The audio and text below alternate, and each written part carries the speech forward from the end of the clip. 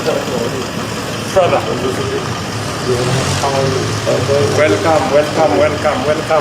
Welcome to your other home. Thank you very much. Again, welcome to Nairobi. Thank you. Kimbia.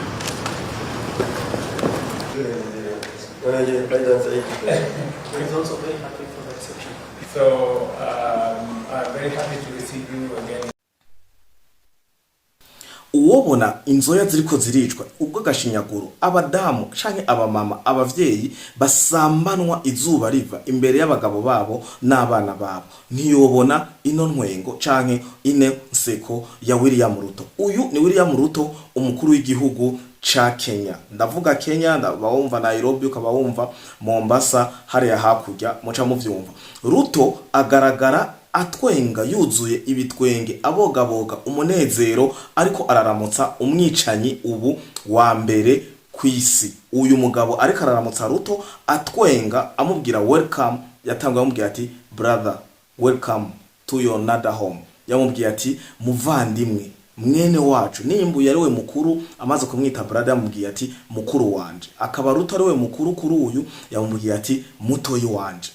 Brother welcome to your another home, karibu uhawe ikaze kuyindi ahandi muhira iwawe. Uyu mugabo rero aramutsa ku mazina yitwa Muhammad Hamdan Dagalo, akaba atazigwa izina ryitwa Hemed. Uyu niwe mwicanyi ariko aragandagura abasudane iyi ntambara ibi bakorita ngo guerre civile, abandi bakayita intambara yo kwica abanyagihugu. Nta musirikare numwe wa leta ariko aragwana nawe, ariko aragenda mu mavirage yica, asambanya, asahura, yica rubozo abanyasudani birabura, aho byamaze kuba classe. Sindavuga muri oni, ariko ibinyamakuru byinshi mpuzamakungu biremeza neza ko hariko harakogwa ihonyabwoko by'abirabure. Imvuza abirabure n'abantu baba basakumbure na jewe, ariko mumenye ko muri Sudan hariho abirabure tsiritsiri, hakongera hakabaho n'abafisa akayobe aribo babagana kwitwa abarabu. Iyi genocide rikiraba izuba riva barorera. Ndabibutse ko ejo nabakoreye ikiganiro aho Papa Leon vyamugezaho bimugera atangura kubasengera co kimwe n'abatanzania. Ubu bwicanyi rero burabandanya. Ntango ino video ibagaragariza ukungene Ruto afise umunezero kandi ari mu munyenga w'ubucuti, mu munyenga w'ubusuma, mu munyenga w'amaraso, w'amazahabu n'ibindi byinshi akura muri Sudani muri no ntambara. Nagomba ngire ko ndababwira Ruto murazi ko ari we boss w'uyu mugabo. Murazi Ruto kariwe ahagarariye ubu bwicanyi bwose buko buraba muri Sudan. Mbega aba bantu tuzobakizwa niki? Aba bantu haba Kagame muri Kongo, hakaba Ruto muri Sudani, hakaba Museveni nawe nyene abivuga ko ariwe yagabuye Sudani y'epfo ni ya ruguru n'abandi benshi. Aka karere karaboze, aka karere harageze ko kikangura, kakivyukiranya, kakikura ko bano bagabo bagiye hamwe umengo ni ntumwa z'umugwaniza. Uyu Ruto rero aravugwa ibi indiko ndavuga mwokwibaza Freri ufise ishavu, Freri wanka Ruto, Freri wanka Kagame, Freri wanka Museveni. No, muri abo bantu bose nta numwe nanka, nta muntu numwe naremye, ndanabubaha n'abakuru b'ibihugu, ariko inzira zabo mutegere neza ibikorwa bariko barakora mu karere. Kwica bobo ni simple. Sawa kwica urashe kuba warabimenyereye. Ushoboye kuba wakuriye umuryango wica. Ushoboye kuba wakoze wica. Ariko uko wica inzira karengana. Meshers ami bako bica bako barakerera. Bako barasogota. Bako barasambanya. Umudamu kamwambura imbere y'umugabo wiwe, imbere y'abana biwe, ugakora ivyo ukora. Uwundi tour de rôle mwarangiza mugaca mumwica. Merci mugaca mumwica mugasogota. Kandi mukaryama mugasinzira, kandi mukaja mu makoti mu madushe mugatwengera abantu, mukitwa ko muri abarongozi. Ibi byose abo bantu bose haba muri Kongo haba muri Sudani bako bazira ubutare. Sudani ngo Ruto n'uyu mugabo Hemeti, nababwiye ko bamutazira Hemeti ariko amazina yiwe ni Muhammad Hamdan Dagalo, bari muri business yo kwiba ubutare. Ruto ntakeneye isi nkibi abariko baravuga ati ngo bashaka Kivu y'epfo na Kivu ya ruguru, izi nyenzi za Sarambwe, izi mbwebwe za Sarambwe. Oya, Ruto wewe akeneye ubutare. ubu butare rero asanzwe afise iyo deal nawe kandi burinjira nimugende mu bitohoze afise ubutare bwinshi buva muri Sudani ruto buca muri Nairobi kwa kundi ngene y'amasezerano Kagame yishakira basinya amasezerano yuko ubutare buzokwimbwa muri Kongo aha mu burasirazuba muri ubu buce bubarizwamwo izi mbwebwe za Sarambwe izi RDF zinkotanyi ngo bashogomangana mu Rwanda ha mu Rwanda rugaca rutandaza iyi deal ni kwimeze muri Sudani ibi kandi bimaze kuba igihe kininiya kandi ndabibutse ko Ruto yanavyagirijwe n'abakenya ndababwire ko umwe mu bari barongoye n'amashinga amateka ya Ruto bana bitanze kibiganiro ku mbuga ngurukanabumenyi zigenda zitandukanye amateleviziyo mpuzamakungu oni iramaze kuvyandika ko haba ibi inyamenyesha makuru rutura biramaze kwandika ko eka haro n'ikinyamakuru citwa Sudanese Echo ijwi canke ugusamirana kw'abasudane ibi biranditswe neza mu ndome nkuru haba ku mbuga za X canke Twitter ngo rubuga ngo ndababwira rukoresha abanyepolitike eka n'ivyamamare mw'isi aya makuru yose arahari aho Ruto bamugaragaza ko Ruto ariwe mwene iyi RCF kera yitwa Rapid Support Militia ubu yarahindutse yitwa Rapid Support Forces iyi rero kabari umuhari canke inyeshamba eka inkozi z'ibibi ibisuma abasogosi nkuku kwa M23 muri Kongo aba bagabo barakora iki barashaka iki bagomba kwica kugeza ryari mbega kwica wabo nije kurya umwana kina n'igipupe amarasi wabo ni vin no muvinyu na kayeri ni jus na amazi ni biki bashakiki ndashaka rero dufashanya gutahura kino kiganiro n'ukuri ndagikoze mejeje kuraba ubwicanye ndenga kamere nimba amavideo muko marayabona murashoye kuba muntahura ukungene merewe ukungene ndiko ndumva muri uno mwanya iki kiganiro sindanabaramukije sindanabahaye n'ikaze simvuze n'itariki simvuze n'amasaha narengewe ariko reka mbanze ko ndanavyibutse mbanze ndabaha ikaze kuri Free Podcast TV ndabakengurukire mwe mudahengeshanya gukurikirana bino biganiro byama bihaca yaba makuru ibiyago ekana bisesanguze bugenda butandukanye ndabashimire cyane mwe mudusanzwe mudukurikira muri mu mpande zigenda zitandukanye sinshaka kuri Rwanda zidondagura umengo nzobane ko ndatwara umwanya munini twarasezeranya ko tuzoza turakora ibiganiro bitoye ariko kino kiganiro naho nza kugikora ari gito ndategerezwa gukora ikindi kiganiro citwa bapfukure iza kuba ari episode ya kabiri kiza guca ku rubuga rwa Ingoma Magazine urumva murahawe ikaze abataragira sabone cyangwa subscribe ndabashirira link mu commentaire y'iki kiganiro nicaja kuri YouTube commentaire ya mbere azoba ari link ya Ingoma Magazine aho mushoboye gufyonda mugaca mugenda direct kuri Ingoma Magazine mugaca mugira sabone cyangwa subscribe kugira ibiganiro byose bizoza birahaba muzobe muri mu bambere bibashikira kaze rero mu imbabarire kubona nari nabajaneranije ngiye ntabaramukije ntabahaye n'ikaze numva merereje kubera nkoze kino kiganiro amakuru nivyo negeranije niriwe ndavyegeranya ariko ikintu kimbabaje ni amasanamu canke ya ireresi mpejeje kubona muri uno mwanya y'ubwicanye ubandanya bugaragara hari umumama ariko aracishwa ku mbuga ngurukana bumenyi ukungene yishwa atakamba umukecuru imfuvyi bamwishe baheza bicana n'abuzukuru biwe bose byari ibintu by'agahinda nta kintu na kimwe bamukurako nta mahera nta nkoho nta oro sinzi ko no kuri marima canke babayeho gute ariko unamuravye wenyene nta kintu na kimwe bamukurako nagahinda nakabonge ibi ni mugende mu bikurikirane canke mu bitohoze muraza gusanga ruko nyene biri muri Sudani hariko arabubwicanyi ndenga kamere ngire ko mbere ndababwira ko Ruto mu 2024 aheruka kwakira uno mugabo kandi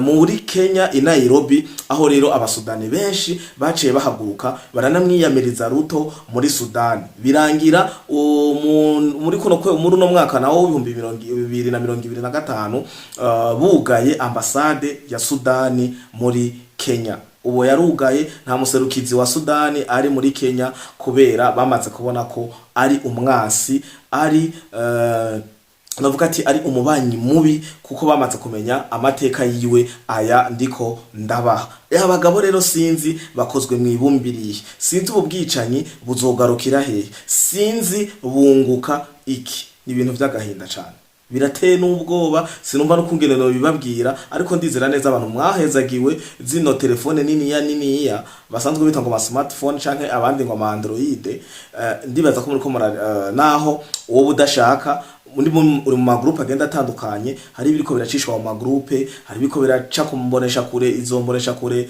mpuzamakungu eka nukuri n'ubwicanyi ndenga kamere kandi bakaba bariko barica abasivile ariko tugira ko tubamenyesha ko iyi strategy niyo yakoreshejwe aho mu burasirazuba bwa Kongo ndabibutse bafashe Goma ko abasivile bapfuye ku byinshi nago ndabwire ko Goma igifatwa bakiyeheza kuyigura bayibashikirije nta muntu numwe mu Kongomani nta nabantu baregera kwijana bari bwave mu mpinyutse nta bantu bagera no kwijana bari bwave Goma ifatwa none yafashwe mu kwa kabiri nimba nihenze Goma ifashwe nta bantu bagera no kwijana 105 bari bwave mugo yafuye gufatwa hare hapfuye ngira nk'ibihumbi 2 twaje tubona imbuga ngurukana bumenyi Human Rights Watch kandi abandi benshi bajejwe by'agateka kazi na muntu baba ama ONG locale ajejwe vy'agateka kazi na muntu muri Kongo bahunze ubuye bazira amaraporo batanze baravuze abanyagihugu baba muri Goma baravuze ati abantu bacu barahonye ahantu hose uca ni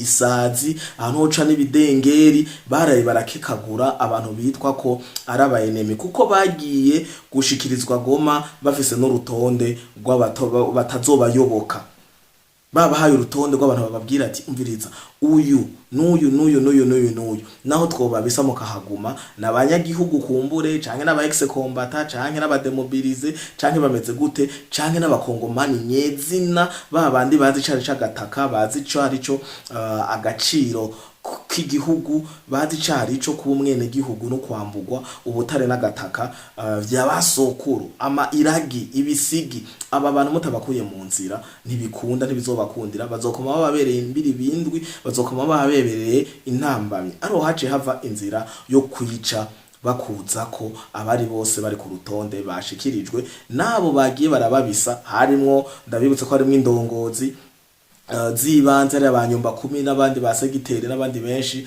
bakorana na M23 n'ubu bakiri muri ayo mabanga ndabibutse ko ari abakoroneli abariyete n'abagenerale bari muri FARDC ariko ari vyitso bari bariyo kuko bagiye mwitegurwa rya Joseph Kabila ibi byose biriko biraba turababwiye ko vyateguwe il y a plus de 10 ans imyaka 10 ayiko ndavuga intambara yonyine iyi irarenze imyaka 10 iteguwe kuva Joseph Kabila ari ku buyobozi ibi biriko birabubu ibi systeme vyose biriko birabubu vyari vyateguwe Joseph Kabila ataraja no ku buyobozi nibo bamuteretse ko bishe Laurent Desire Kabila kuko atariko arakurikiza neza na neza akarongo ku kandi ivyo bari bemeranije baheje bacaragira idiri yo kumwica nababwiye ko sinzi kiganiro ko nakoze ca Joseph Kabila ndababwira ko Laurent Desire Kabila atari se ukungene yabareze arabadopta yinjiriye nyina wiwe hanyuma birangira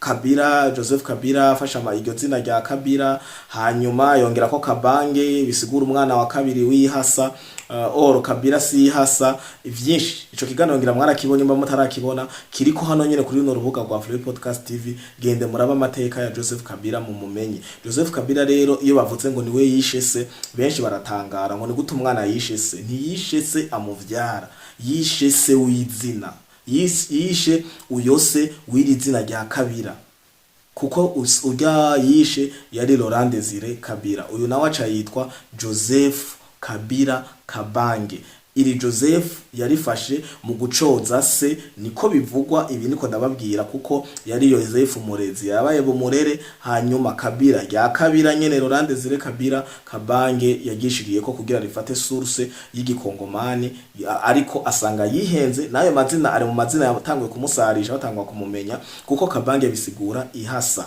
umwana urya butoyi mu kirundi twita butoyi nivyo bisigura Kabange mu gihe bukuru yitwa Kyungu mu gikongomani rero yari yihenze bibaza ngo size kikindi kintu kumba size ko butoyi nawe atari hasa ivyo biri mu bintu byatangwe kumufukura Joseph Kabila rero nako ndavuga iyi systeme yo gushika bica canke yo extermina abantu kugira bateremwe ubwoba babahungisha hunge masse kugira naoni ivyo ngomba kuza ko rero ibi vyaone kugira izi oni oni iyo tuvuze oni iri mu bintu byinshi, hariho oni mu vya gisirikare, hariho oni mu vy'amagara vya USAID canke oni sida n'ibindi byinshi, hakabaho oni mu UNIFEPA, hakabaho oni UNICEF, hakabaho oni oni iri mu bisata byose. Iyo oni rero nagomba nayo nyene ce ndayishikako, ibaza ubwicanyi bwose burahaba kugira ngo oni ronka akazi. Diri aba ONG bakreye sa y'ubusa, nabo nyene hari sacrifice bisaba ko batanga kugira baronke akazi. Ndabibutse ko aya majambo Kabarebe yavuze, abatarayabona murashoboye kuza muri commentaire canke mukaza muri groupe, iyi video ndaza kuyitora ndayibahe muri groupe, bari muri groupe ya Flow Podcast TV, n'abashaka kujayo muraza kubivuga muri commentaire, ndayibashirira muri groupe kugira muyibone aho canke abandi baramaze kuyibona bamwe muri mwebwe, aho Kabarebe James Kabarebe wo mu Rwanda, uyu abazwa yahora arongoye etat major muri Kongo, muraziko yabaye umukuru w'igisirikare muri Kongo, yaravuze neza ko inyuma yahavugiye ko Kagame yababwiye babe killing machine, baforoma abasirikare babe killing machine, yaravuze ko umuhutu ahunze. Ibi ndabikoresheje amajambo yakoresheje, ushaka kuminyuza ndashiramo video aze kuyumviriza. Yaravuze neza ko umuhutu ahunze ni diri nakazi k'abakubuze, bivuye mu kanwa kiwe ka Kabarebe. Umuhutu ahunze ni diri kuko ni majorite, ni benshi. Oni irahaguruka, UNICEF irahaguruka, n'andi ma ONG ajeje ivy'agateka kazi na muntu akaronka akazi, akaronka amafredo mission n'ibindi byinshi. Ariko ngo uyu mututsi ahunze banyaragasi biyago kugira tahe muhira kuko nta diri ngo ibarimo. Aya n'amajambo yavuzwe na James Kabarebe, ndayaronse bitangoye ndashoye kuyashira muri kino kiganiro, ariko ntayashoye kuyabona vyihuse mugenzi wane ko ndakora kino kiganiro, nza kuyashira muri groupe ya Flow Podcast TV. Abatarimwo murahawe ikaze, hama namwe musanzwe murimwo muraza kuba mufise amahirwe yo kuyibona. Ubwa mbere kuboba ndavuga kuba batarayibona, abo bana bo barayibonye, sawa muraza kwihangana canke mwongere muyirabe kugira muhinyuze ano majambo mvuze uko ari karuko nyene James Kabarebe yayavuze. Nariko ndavuga rero ngomba cenza muri kano gace ka oni. Iyoni ibi byose biba naganda babwire ko bimwe ariyo ibitegura. Aha ni mu gihe benshi bakurikirana Flow Podcast TV canke izindi mbuga ngurukana bumenyi, muzi neza canke mumaze kuba muronka amakuru canke ko izi mvururu, uyu mugambi w'izi ntambara muri Kongo, ivyaraye bibaye kwa Samia, Imana ishimwe ko vyaheze, ivyabaye mu Burundi muri 2015 n'indi myaka, ivyagiye biraba byose, umugambi wose balkanisation turemeranya kandi turazi neza ko ari umunyamerika biri nyuma n'ubwongereza. Ibi birazwi biri clair. Hanyuma hagacajamo n'Ubufaransa buza buje kuri za brado fere zabo hariya, barazi ivyo bapfa, barazi kumwe abashaka kwiduza n'undi akiduza, OTAN ikiduza, Amerika ikiduza, Korea ikiduza, Uburusiya bukiduza, hariya hejuru ni vyandi bavuga ati ngo ababipfa n'ababisangiye. Ikindi gusa nuko iyo birangira bumvikanye. Umwe arashoboye kuvuga ati okay teri intambara, uzomegira mediation, vyanse ucuzani wanje, vyanse cenzi wawe, uzorangiza conclusion, asize conclusion canke arangije iyi deal akayishira mu ngiro, ni wazotora ibice bingana uku. Barafise kungene bayaga de toute façon, uko baduhenda kose ngo barashwana ntibumvikana, hageze ko babonona bica izina mu munyafrika, basahura Afrika, batembagaza Afrika, barahuza. Ni babandi bameze nk'abavukana, ubu bariko baragwana neza ukana ko bagomba bicane, ariko wajamwo bagacafata ingufu zabo zose ari babiri bagaca baguhonda. Niko abo bazungu, abo bampasi ibihugu bameze, abo bakoroni. Rero nuko nako ndababwira neza ko ibi vyose oni biba irorera. Ndaje ndababwira igituma oni iba ibifisemwo uruhara. Nababwiye umvuze oni mutahura ibisata vyose vya oni. Nababwiye hari oni jejwe guhungurura impunzi, za ONAPRA n'ibindi, hakabaho za UNICEF, hakabaho za ONIFAME, hakabaho za ONISIDA, hakabaho n'ibindi vy'imbabare ni byinshi. Oni iri mu ma option menshi, none musanzwe mubizi. Haro n'abakora muri oni kumbura ko barankurikirana, barazi bisata bakoramwo, kandi nino nkuru boyihinyuza.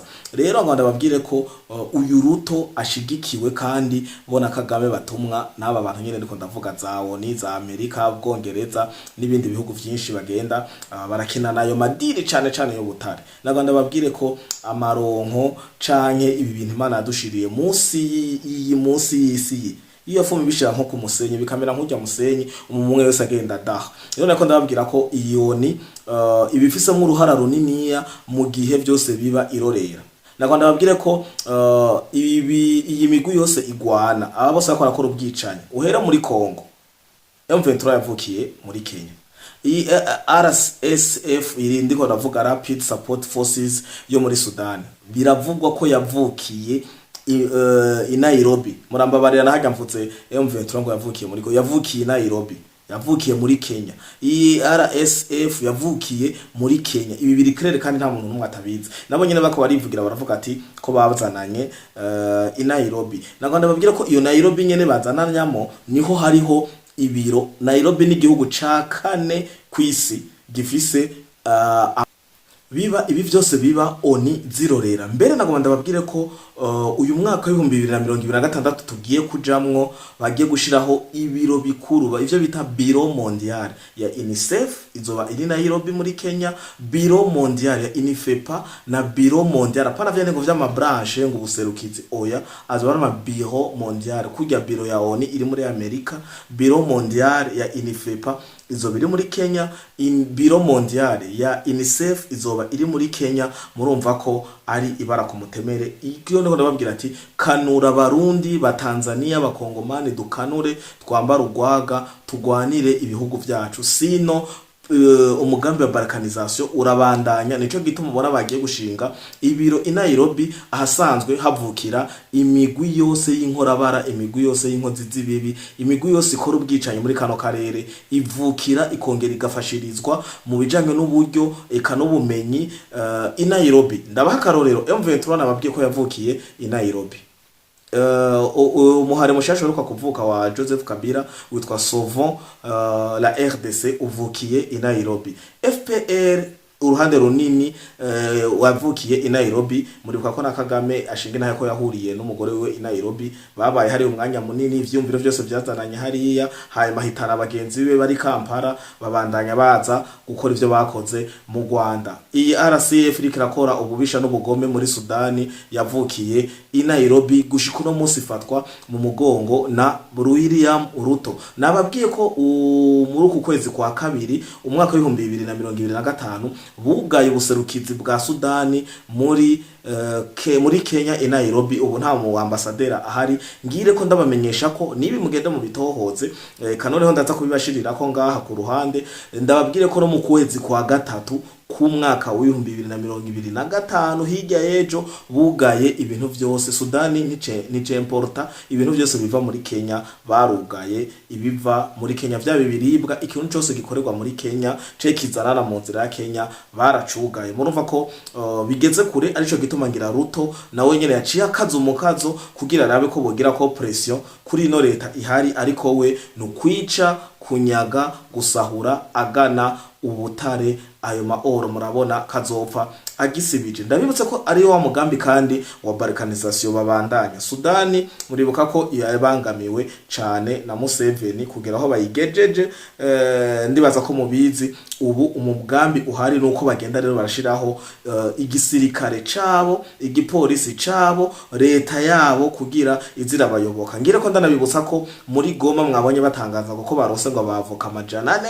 Ayo mashuri abakongomani nyeza baravuga ati Igoma nta shuri na rimwe nta mashuri ahari ashoboye kuba yosohora abiza amategeko amajanane ku mwanya umwe. Bizehe nububeshi bisigura ko abanyarwanda bagiye guteragira muri Goma kugira babite ko arabanyamategeko ngo abavoka. Aha naho nkaba ndabibutsa ko ari ya procedure canke ya strategy yo kuja kunyaga abanyegoma. Ndabibutse ko batangwe kuvuga ko bagiye gutangura gukoresha impapuro zabo bwite. Ejo bazobaka impapuro z'amaparcela zatanzwe na guverinoma Tshisekedi, batangura kubabwira ati gende mwiture bajye abanyamategeko babibafashemwo babe bibwe muri izo nzira. Nico gituma abanyamategeko amajanane muri Goma murumva ko abanyamategeko benshi cyane. Ayo mashure barakongomani nyeze nari mu begere mu babaze barababwira ati Igoma amashure yosohora abanyamategeko amajanane denku nta yahari. Ari nako ndababwira ati programme ya balkanization irabandanya. Murabona ko baticaye abarundi mu nyumva baba barongozi ubutegetsi kuva hari hejuru gushika iyo buhera mu muzi tube magabo tugira ico dukora natwe muri silent babone haba ikintu batiteguye bukwi na bukwi baze batangare. Aha nayako ndagira akantu kitwa nkina nkebura. Ndabibutse rero kandi ko uyu mugambi wo kwiba ubutare haba muri Kongo, haba muri Sudani, eka haba n'ahandi hose bifuza mu Burundi, Tanzania n'ubundi buce bagomba kwigarurira, bakora ico bicabo citwa balkanisation canke empire hima, bamenye ko uwanse Kagame aba yanse Ruto. Bakoresha ya yindi ennemi de ton ami c'est ton ennemi. Umuntu adahuza na Kagame nahuza na Ruto. Umuntu adahuza na Ruto nahuza na Kagame. Umuntu adahuza na Museveni nahuza na Kagame. Nuko biri bafise ubunywane bwabo bugaragara, mwese muranabibona. Kagame asivye ahantu Rutarasiba, Rutasivye ahantu mugo ndavuga ahantu bari kujana. Rero ibi nibibere isomo Tshisekedi, bibere isomo nyene cyo mukuru w'igihugu cyaho cyiza cy'u Burundi, bibere isomo Samia Suluhu Hassan aheruka gutogwa n'abene gihugu ba Tanzania muri ano matora bitoroshe, naho nyene muzi ko harimo ukuboko ku Rwanda, akabamwo ukuboko kwa Uganda, akabamwo ukuboko kwa Kenya. Kakagwi nyene kakanyabutatu kabo niko kabandanya gasotora katsa umuriro mu bino bihugu vy'amahoro n'umutekano, ibihugu vyahezagiwe n'Imana, ibihugu bisakayaga, ibihugu bikora ku maosea, ibihugu bikora ku biyaga, urumva n'ibihugu bifise ubutunzi kama bibatera kumbure sinzwe no vyita umujinya bafise. Sinovuga ko hararariye ku marara gusa, ahubwo ngira sinzi sinohava mvuga ko ariyo bakomoka, ko usanga abantu bakomoka hamwe bimereye neza gasanga ndabajaniranye, ariko aba atari abakozi ba shetani. Sindamenye ikindi kintu kibayoboye. Rero ntarandiriye cyane, nabemereye ko hagiye kuba ikiganiro citwa tubafukure ku kijanye na William Ruto n'ikindi kizobandanya. Iki nkaba nakibemereye ko kizoba ku munsi w'ejo ku rubuga rwa Ingoma Magazine. Urubuga rwa Ingoma Magazine ndabibutse ko ari gozoza rwacako tubafukure na menya amateka. Mwibuke rero kugenda mugize subscribe kuri Ingoma Magazine, nabemereye link aha muri kino kiganiro, commentaire ya mbere iza kuba ari link. Sindabicisha amajambo, reka ndabakengurukire rero mwe mwamaze kugira sabone hano, mugira sabone hariya kuri Ingoma Magazine. Ndabakengurukire ndabibutsa ko nta Flow Podcast TV, nta Ingoma Magazine atamwebwe mwarahezagiwe. Ciao ciao.